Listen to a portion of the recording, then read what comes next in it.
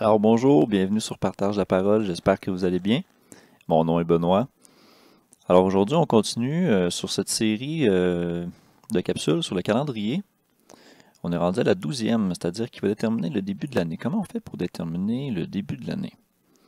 Donc pour être fidèle à mon thème, je vais commencer par vous annoncer deux demi-vérités. Première demi-vérité, l'année commence avec le premier mois. Ah, ça c'est une belle vérité. C'est très simple, mais c'est justement trop simple. La deuxième demi-vérité, c'est que l'année, le principe de l'année, n'a pas besoin des lunaisons. C'est vrai, mais c'est pas complet non plus. Alors on va observer ça parce que quand on n'a pas toute l'information, quand on a juste des demi-vérités, ça fait des mensonges. Donc on va regarder ça. Bien sûr, selon l'Écriture, je m'en vais dans eSword ici. On en a discuté dans les autres capsules, mais ici je vais faire juste un petit retour rapide. En Genèse 1, quand Dieu créa le ciel et la terre, il créa aussi les luminaires. On voit ici qu'il a créé les luminaires dans l'étendue du ciel pour séparer le jour d'avec la nuit, et que ce soit pour des signes, pour marquer les époques, les jours et les années. Et ici, c'est clair qu'il fit deux grands luminaires. Le plus grand luminaire, le soleil, pour présider au jour, et le plus petit luminaire pour présider à la nuit, la lune. Et c'est écrit aussi qu'il fit les étoiles. Donc, ce sont trois choses qu'on doit se servir pour déterminer où on est dans le temps, pour nous situer dans le temps. Donc, bien sûr, pour déterminer les saisons dans une année, c'est clair qu'on parle du soleil. Comme par exemple, le soleil, quand il commence à redevenir fort après l'hiver, et là je parle parce que je suis en Amérique du Nord, donc on le sait, le soleil redevient fort en février, mars, quand on s'approche de l'équinoxe, et on s'en va vers l'été. C'est le soleil qui fait cette différence-là, la lune ne fait pas cette différence-là. Quand on est dans le plus fort de l'été, on est dans le bout du solstice d'été, alors on déclare la saison de l'été officiellement. Et on arrive dans les mois de chaleur et dans lesquels on commence vraiment à cultiver et à ramasser à maturité plusieurs fruits et légumes. Et ainsi de suite, jusqu'au tournant de l'année, où on arrive autour de l'équinoxe d'automne, et on s'en retourne jusqu'au solstice d'hiver. Donc ça, c'est un phénomène qui est purement solaire. Donc l'année et ses saisons sont déterminées par le soleil, ça c'est clair. Mais on a vu dans les autres capsules que les mois sont déterminés par la lune. On va regarder une autre forme de calendrier un peu plus tard dans les capsules, le calendrier enochien, qui est un calendrier solaire aussi. Semblable au grégorien, mais avec une forme différente. On va la regarder. Si vous le connaissez, tant mieux. Vous allez pouvoir comparer ce que je vais vous dire. Mais là, ça ne sera pas le sujet de cette capsule. Je veux juste regarder dans cette capsule comment on fait pour déterminer le début d'une année.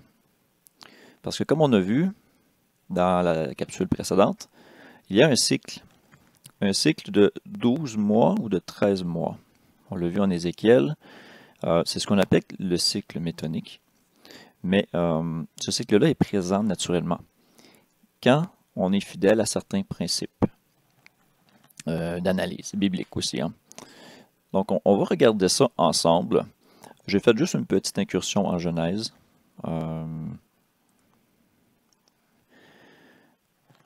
Est-ce que je peux continuer à regarder où je m'en parle plus loin? Oui, en fait, comment on fait pour déterminer le début de l'année? Bon, ben, bibliquement, si je continue dans ma liste, on voit qu'on se sert du soleil, de la lune et des étoiles. Ça, c'est nos critères de base, c'est nos références. Maintenant, en Exode 12, c'est ici que Dieu dit à Moïse, « Ce mois-ci sera pour vous le premier des mois. Il sera pour vous le premier des mois de l'année, ou le commencement de l'année. » Dans d'autres traductions, on peut voir que c'est ça. Ce sera pour vous le commencement des mois. Il sera pour vous le premier mois de l'année, le premier des mois de l'année. Donc ici, on a clairement une citation, une parole de Dieu qui dit que le mois où on fête la Pâque, c'est le premier mois de l'année. Maintenant, comment on fait pour retrouver ce premier mois? Mais on va aller voir en premier. Avant d'aller là, on va aller voir les autres interprétations qu'il y a d'un début de l'année. Si vous êtes familier avec le calendrier juif, actuelle, moderne, bien sûr. On parle aussi d'un début d'année au début du 7e mois. Donc, d'où ça vient, ça, ce concept-là? On le retrouve en Exode 23, 16, dans lequel ça dit: « Et la fête de la moisson, des premiers fruits de ton travail, de ce que tu auras semé au champ, et la fête de la récolte, à la fin de l'année, quand tu auras recueilli des champs les fruits de ton travail. » Ici, on parle de la fête des tabernacles, donc on parle des fêtes du 7e mois. Et on note ici quelque chose à la fin de l'année. Ça fait étrange parce que si on dit que le début des mois, le début de l'année et le premier mois, c'est celui de la Pâque au printemps, mais on parle du 7e mois qui est la fin de l'année. Ça veut dire que l'année durerait juste 6 mois, 7 mois. Ça fait pas de sens. Alors, pour essayer de trouver un peu un compromis à cette chose-là, et je peux me tromper, je ne suis pas un expert dans les interprétations des traditions juives, mais je crois qu'ils fêtent la fin de l'année de l'agriculture, mais officiellement, c'est le début de l'année pour eux, d'une nouvelle année, et je pense même que c'est au jour des trompettes, le premier jour du 7e mois. Alors qu'ici, c'est écrit à la fête de la récolte. La fête de la récolte, c'est la fête des tabernacles. C'est au 15e jour du 7e mois, à la fin de l'année. Donc, qu'est-ce qu'il y en a exactement? On a un autre verset qui en parle en Exode 34, 22. Ça dit: « Tu célébreras la fête des semaines. » Ça, c'est la fête qui suit les pains sans levain et les fêtes du printemps et tout, dont on va parler dans une autre capsule d'ailleurs qui va suivre. Et ensuite, et la fête de la récolte à la fin de l'année. Donc, on a encore cette expression-là de la fin de l'année. Quand on regarde le mot ici qui est utilisé, on a Tekoufa. Tekoufa veut dire révolution, c'est-à-dire du soleil, course, circuit, la fin, mais aussi la fin du circuit, c'est-à-dire comme au tournant de. On s'en va dans une autre direction. Et ça fait du sens parce qu'on parle de récolte. Donc, quand on est arrivé à l'automne, l'année tourne pour s'en aller dans une zone ou dans une période de temps où les récoltes sont difficiles. Donc, c'est comme un peu la fin de l'année des récoltes. C'est dans ce contexte-là qu'il faut le voir. Donc, ce n'est pas nécessairement le début de la nouvelle année. Ça n'a rien à voir. On parle simplement de la fin de l'année des récoltes. C'est dans cette année-là, tu ne pourras plus vraiment semer, ramasser, faire pousser des choses parce qu'on s'en va dans l'hiver. Et on va voir un passage de Joséphus un peu plus tard qui confirme ce que je vous dis quand même. Donc, comme interprétation. Alors, je voulais regarder ça avec vous brièvement, mais on ne s'y attardera pas trop. Je n'ai pas envie d'en faire un débat philosophique. J'ai juste envie de vous montrer comment on fait pour trouver le début de l'année. Comment on peut savoir si on a une année à 12 mois ou une année à 13 mois? Comment essayer de le comprendre? Comment essayer de le fixer? Comment le trouver? Donc, je vais essayer de prendre les choses étape par étape, puis de vous montrer comment moi j'ai fait, puis essayer de vous accompagner pour que vous puissiez comprendre aussi.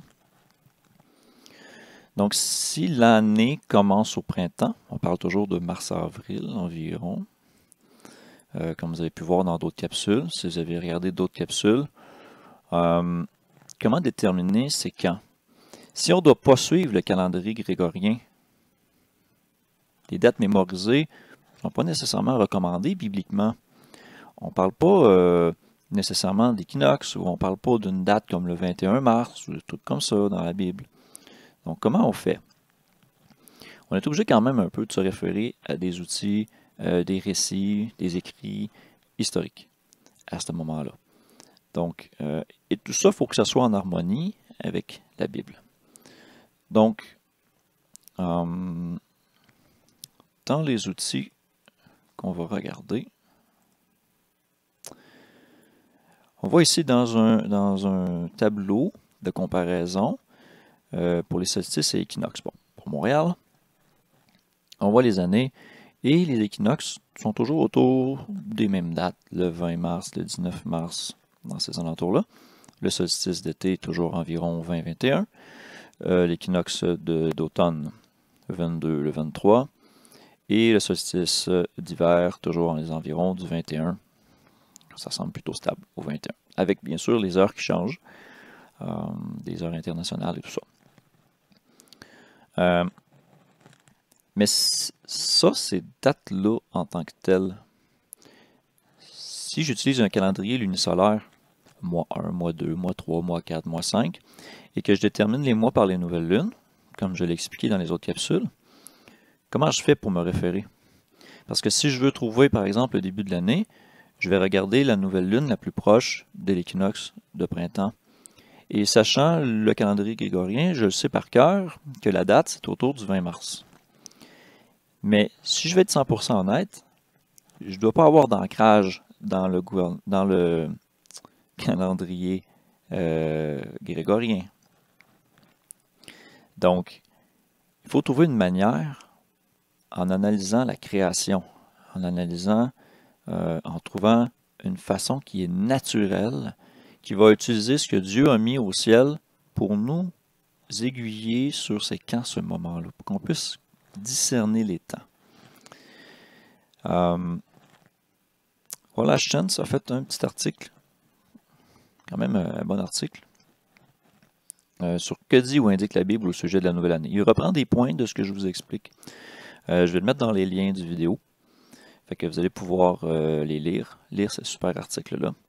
Donc, il y a plusieurs choses à dire. Il parle aussi des historiens du 1er siècle, dont Philon, dont Joséphus, Eusèbe de Césarée, des choses comme ça.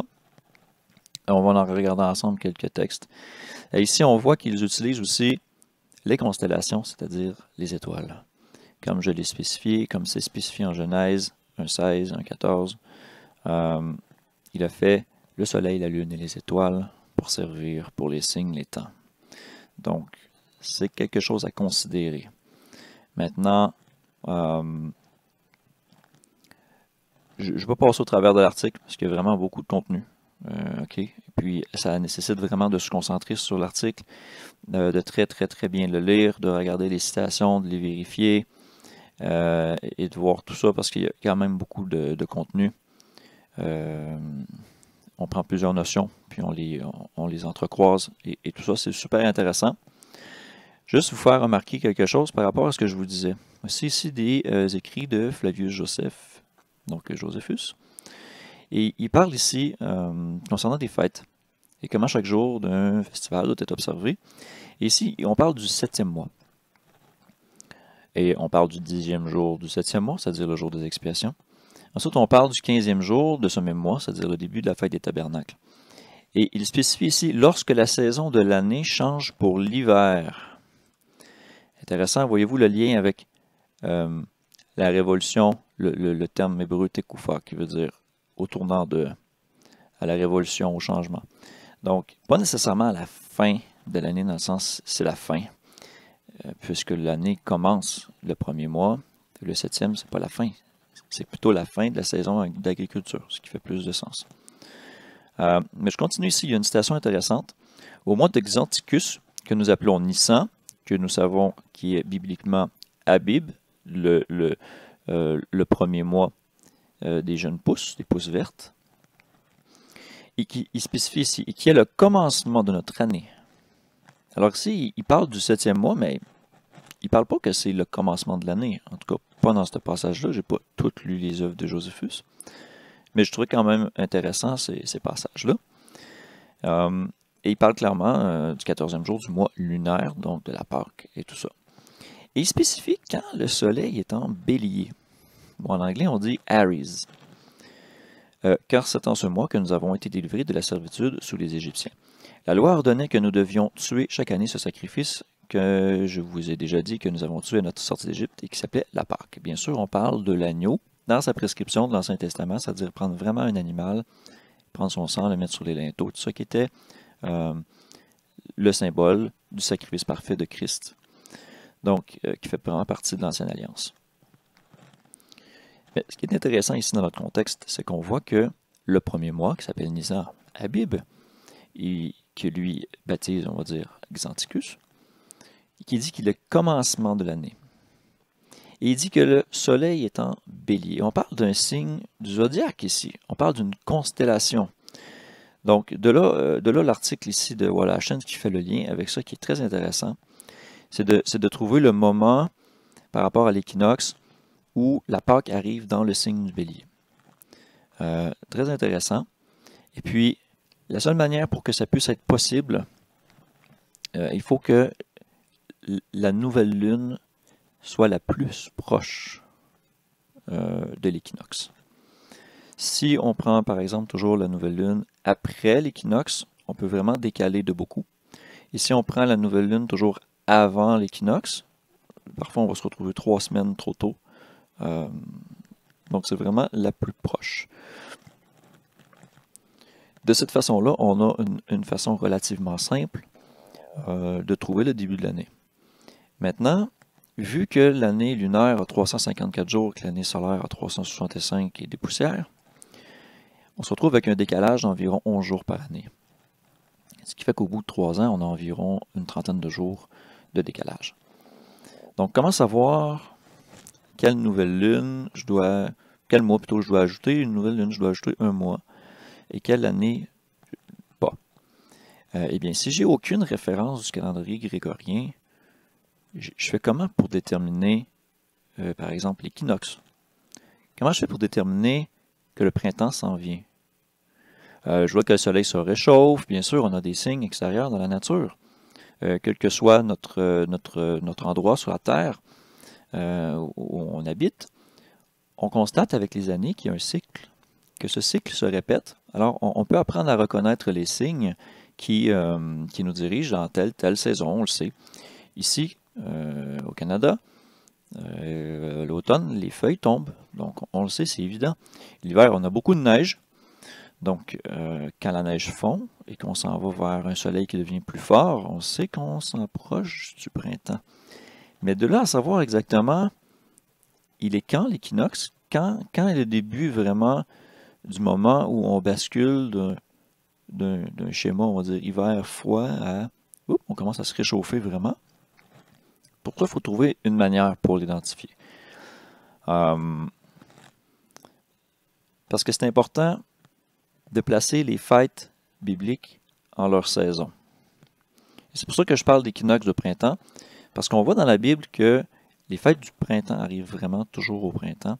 Ils sont 100% dépendants du soleil et de la chaleur et de la terre qui se réchauffe, la terre qui dégèle et toutes ces choses-là, dans lesquelles on peut semer et que là, il y a des germes qui poussent et qu'on a des récoltes éventuellement en son temps. Et on voit qu'il y a vraiment un cycle. Il y a comme 3 endroits dans l'année où il y a des fêtes de Dieu qui sont prescrites et ils sont en lien intime avec les récoltes. Donc, le début de l'année, c'est vraiment au printemps, quand on sème le blé et tout ça. Et on prend des jeunes pousses qui viennent de sortir de terre. Et le 16e jour du premier mois, la Bible dit qu'il faut aller récolter ces jeunes pousses-là. Elle est présentée comme une offrande. Ensuite, on a la fête de la Pentecôte, un peu plus tard. Et ensuite, on a la fête à la fin de l'année de l'agriculture, qui est la fête des récoltes, de vraiment toutes les autres choses. Donc, on est rendu à l'automne à ce moment-là. Ce sont des fêtes d'automne. Donc, on a des fêtes de printemps, des fêtes d'été, on a des fêtes d'automne. Et puis, c'est intéressant parce que si on ne prend pas la bonne nouvelle lune pour commencer l'année, on se retrouve avec des décalages dans le cycle des fêtes. Je vous donne un exemple ici en vous montrant un calendrier pour 2022. Si par exemple je prends la nouvelle lune du mois de mars ici, et là, je me réfère à cet outil-là de cette façon-là pour que vous puissiez me suivre, pour y aller vraiment étape par étape. Donc, sachant que les dates de l'équinoxe de printemps sont autour du 19-20 mars, alors si je reprends mon calendrier, mon équinoxe serait dans ce coin-là, ici. Donc, ma nouvelle lune serait le 2. Ou sinon, elle serait le 1, ici. Donc, on voit qu'on est est assez proche, hein, moitié-moitié.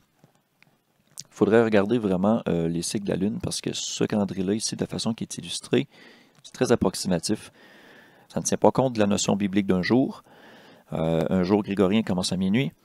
Donc, la date calendrier qu'ils mettent ici peut être trompeur. Il faut aller voir des outils de prédiction de la Lune, tout ça. Il faut faire de l'observation dans ces moments-là pour pouvoir le déterminer. La seule chose que je veux vous montrer dans ce calendrier-là, c'est vraiment le fait que si on n'utilise pas la bonne nouvelle Lune, on va décaler.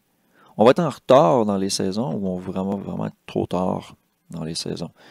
Donc, c'est vraiment important de comprendre ça. Bon, 1er février, ici. Ensuite, l'autre nouvelle lune, c'est le 2. Donc, la conjonction, pardon. La nouvelle lune serait probablement le jour suivant où on verrait le croissant. Donc, si je commence à compter à partir d'ici, 1, 2, 3, 4, 5, 6, 7, 8, 9, 10, 11, 12, 13, 14. Donc, la Pâque arriverait à la mi-mars comme ça. On n'est pas encore à l'équinoxe. On est avant. Qu'est-ce que ça aurait comme pour effet?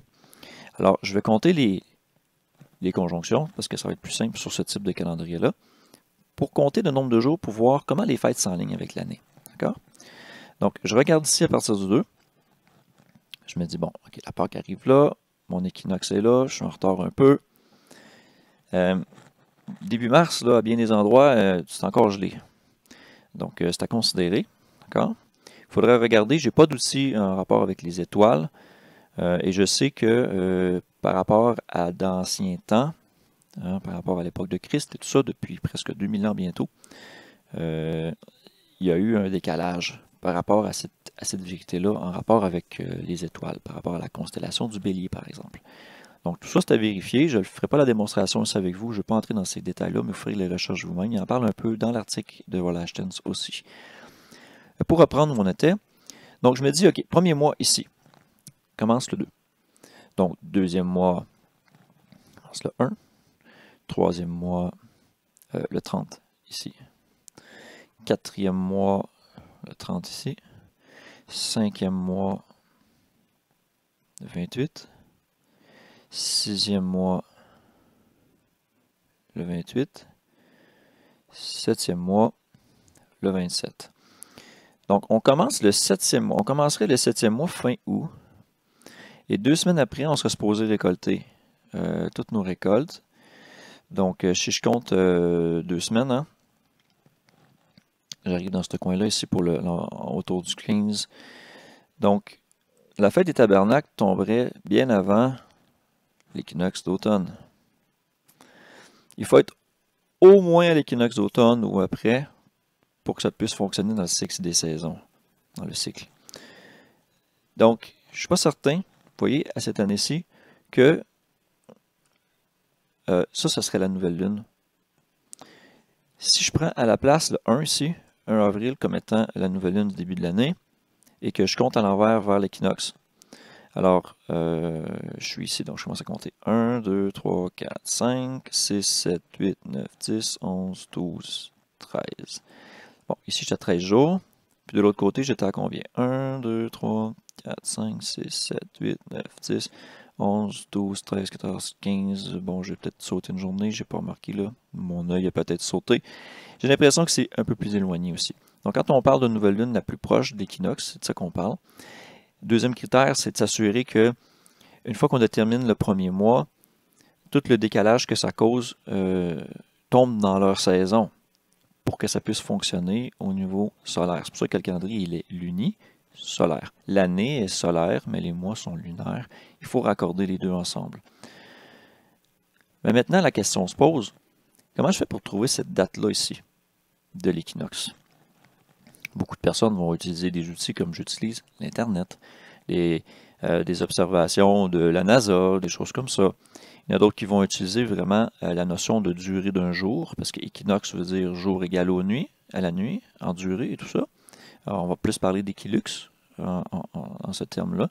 Mais, reste que si je suis dans la nature et que je dois observer la nature pour comprendre et savoir quand l'équinoxe arrive, pour pouvoir déterminer la nouvelle lune la plus proche de l'équinoxe, je dois pouvoir pouvoir avoir une méthode pour trouver cet équinoxe. Alors, comment déterminer l'équinoxe? Moi, dans mes études, dans mon cheminement de construction d'une maison solaire passive, il m'a fallu calculer les angles du soleil l'été et l'hiver, donc au solstice d'hiver, au solstice d'été, pour pouvoir concevoir ma maison d'une façon à ce qu'elle puisse optimiser la pénétration du soleil l'hiver pour le chauffage et minimiser la pénétration du soleil l'été pour éviter la surchauffe. Donc, il m'a fallu calculer les angles du soleil en fonction de l'automne. Et là, ici, je vous fais un petit résumé un petit enseignement que j'avais fait à ma famille. Alors, je reprends un peu une photo de ce tableau-là. Bien évidemment, l'été, on a des signes. L'automne, on a des signes. L'hiver, on a des signes. Le printemps, on a des signes. Mais c'est encore trop général pour savoir exactement à quel jour. Surtout s'il faut déterminer le jour le plus proche, la nouvelle lune, le plus proche de l'équinoxe. C'est là qu'intervient le nombre de degrés de latitude qu'on est par rapport à l'équateur. Donc, connaissant notre latitude, l'inclinaison de la Terre et tout ça, il y a un calcul simple qui nous indique au solstice à combien de degrés le soleil va être élevé par rapport à un axe horizontal, à combien de degrés le soleil va être élevé. Donc, par exemple, ici, on est à 67 degrés et l'hiver, on va frôler autour de 20 degrés. Donc, ça, c'est bien beau. Maintenant, si on veut calculer aux équinoxes, on est autour de 43. Autant équinoxe d'automne que de printemps, on est autour de 43 degrés. Mais 43 degrés, comment on peut s'en servir d'une façon pratique? C'est là qui était un petit peu plus compliqué. Il faut faire de la trigonométrie. Donc, par des principes de sinus, cosinus, tangente et tout ça, j'ai trouvé tout simplement que, et là, je vous montre quelque chose de plus gros ici pour que vous voyez bien. Par exemple, si j'ai un bâton que je décide, moi, d'une hauteur de 20 cm, quelle longueur sera l'ombre à l'équinoxe? Si je sais qu'à ma latitude, j'ai un 43,43 degrés. Alors, on fait des petits calculs et il doit être long de 21,12. Ça peut paraître intelligent, mais ce n'est pas très pratique. Première des choses, si j'ai besoin de partir d'où je suis et voyager, que j'ai pas d'outils nécessairement Internet ou tout ça, ou j'ai pas une connaissance très poussée pour me localiser, trouver ma latitude, pouvoir la calculer en fonction de certaines choses que j'ignore, certaines techniques. Tout ça me sert absolument à rien. Ça paraît bien intelligent, mais pratiquement, c'est pas la solution idéale. Alors, la solution que j'ai trouvée, je me suis inspiré en fait des cadrans solaires. Et là, je suis supposé avoir voilà, une belle image de cadran solaire. Et je trouve ça tout à fait surprenant, merveilleux. Dans l'année, peu importe où on est sur la Terre, aux équinoxes, la ligne de l'ombre d'un objet va toujours faire une ligne droite de l'est à l'ouest. Et au solstice, été et hiver, on a une courbe, soit d'un sens, soit de l'autre. Donc, c'est désarmant un peu de simplicité, et on peut le faire de différentes manières. J'ai trouvé aussi, en fouillant ce sujet-là, un document très scientifique quand même, qui parle de 5 méthodes différentes pour, par exemple, trouver l'équinoxe. Donc, avoir une fenêtre à l'est, avoir une fenêtre à l'ouest, avoir une fenêtre au sud. On met un papier dans le mur, on fait un petit trou et on marque la position du rayon de lumière, du point de lumière que ça va créer. Et on observe sa course pour voir si c'est une courbe, pour voir si c'est une ligne. Et celle que moi j'ai retenue, que j'ai essayée, c'est celle d'un plan. C'est-à-dire ici j'ai mis un morceau de contreplaqué en bois qui est droit, je l'ai mis au niveau. Ensuite, j'ai planté un clou dessus que j'ai mis au niveau aussi. J'ai mis une feuille de papier dessus. Et là, commençant le matin, j'ai marqué le bout du clou ici à chaque heure en notant l'heure de la journée. Et au cours de la journée, l'ombre se déplace et va éventuellement faire, si on relie les points, va faire une ligne ou une courbe. Alors ici, ça, j'ai fait cette expérience-là le 21 mars 2021. Donc si on se réfère à nos tableaux de date grégorienne en 2021, j'étais un jour après l'équinoxe officiel. Alors, on continue un petit peu ici dans ce que j'ai fait pour vous partager ça. Donc, on peut voir que l'heure ici est marquée à chaque fois.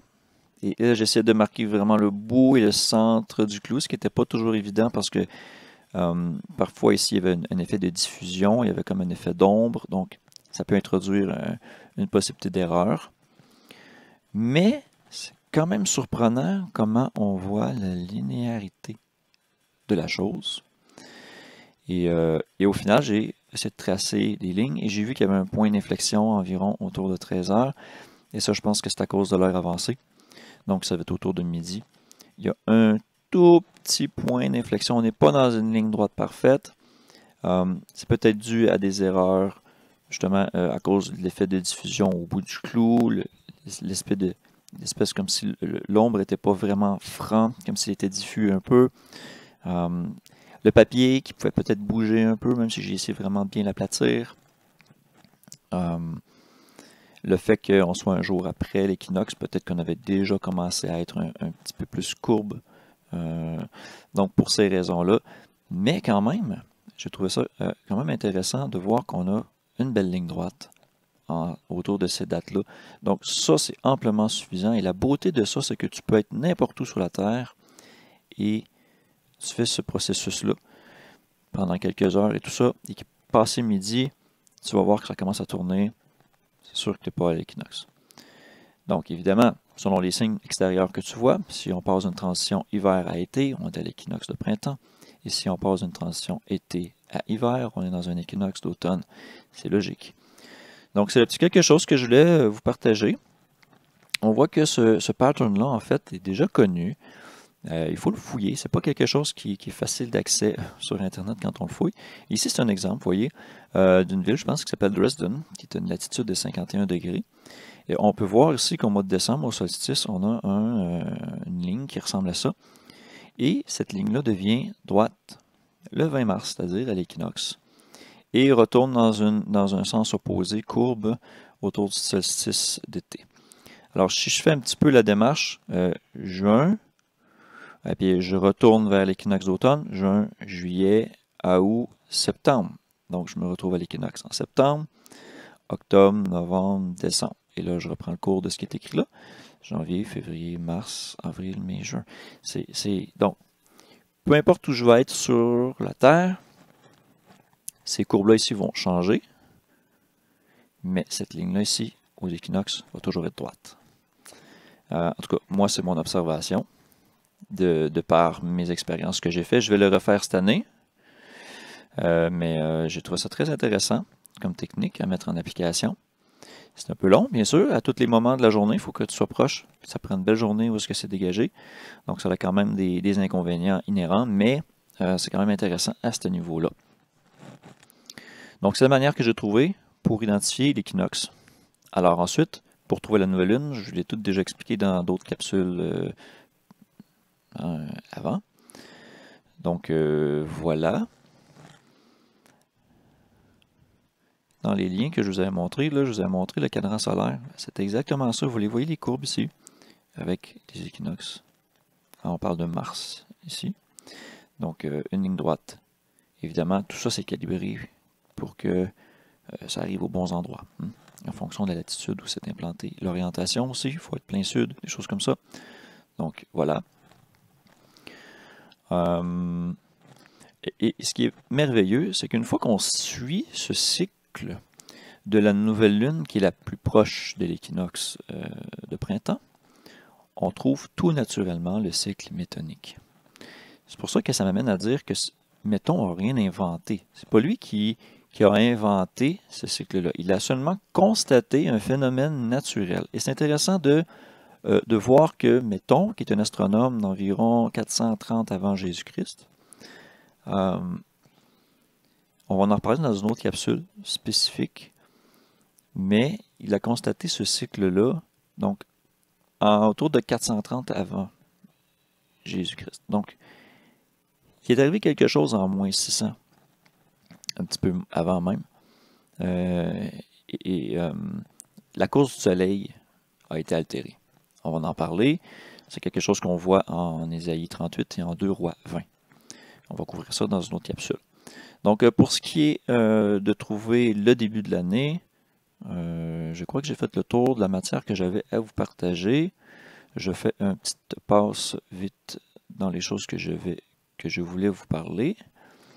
Donc, petit résumé. Bien sûr, si on ne peut pas se fier aux données, soit de la NASA ou encore du calendrier grégorien, on a une manière toute naturelle de trouver les équinoxes. Donc, comme je vous l'ai expliqué. Les étoiles peuvent aussi servir à déterminer dans l'année on est où. Il faut garder les fêtes en leur saison. Il faut toujours que les fêtes des récoltes soient au moins dans leur saison, et non pas avant. Donc une nouvelle lune qui viendrait trop avant un équinoxe ferait qu'au moment de la fête, on n'aurait pas la gerbe, on n'aurait pas la récolte. Donc tout le sens de la fête n'est pas respecté. Donc c'est pour ça que il faut que ce soit proclamé en sa saison. Et la saison, c'est le soleil qui le fait, mais les mois sont lunaires, donc il faut raccorder les deux de cette manière. Donc c'est un petit peu ce que je voulais vous partager aujourd'hui. J'espère que ça vous a été utile. Je continue dans la prochaine capsule. Merci beaucoup de votre écoute. Soyez tous bénis et on se revoit bientôt. Au revoir.